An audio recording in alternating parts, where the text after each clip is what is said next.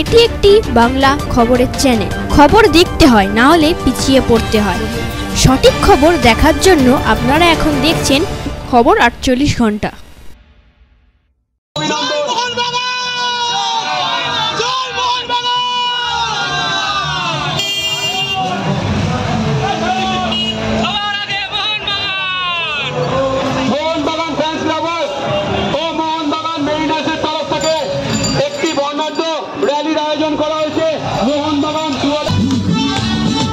প্রথম বাঙালি ক্লাব হিসেবে Mohun Bagan club ISL league শিল্ডের champion হয় এবারে।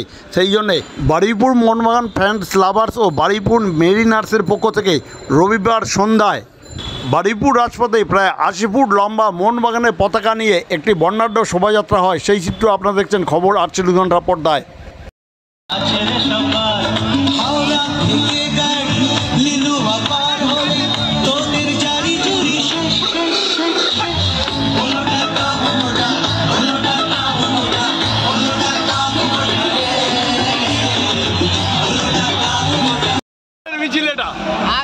মোহনবাগান আইএসএল 2024 সালে মোহনবাগান লিগ শিল্ড জয় করেছে।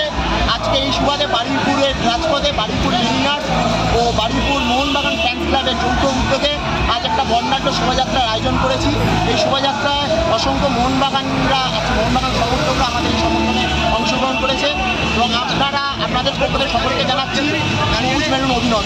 কোথা থেকে কোথায় যাচ্ছে? আজকে পদ্মপুকুর মোড় থেকে রাসমাঠ পর্যন্ত এই শোভাযাত্রা। কত ফ্যান্স ক্লাবের মেম্বার এটা অংশগ্রহণ করেছে? আনুমানিক প্রায় 250 জন মোহনবাগানিরা আজকে আমরা এই অংশগ্রহণ। তোমার নাম কি? আমার নাম অর্ণব গায়েন।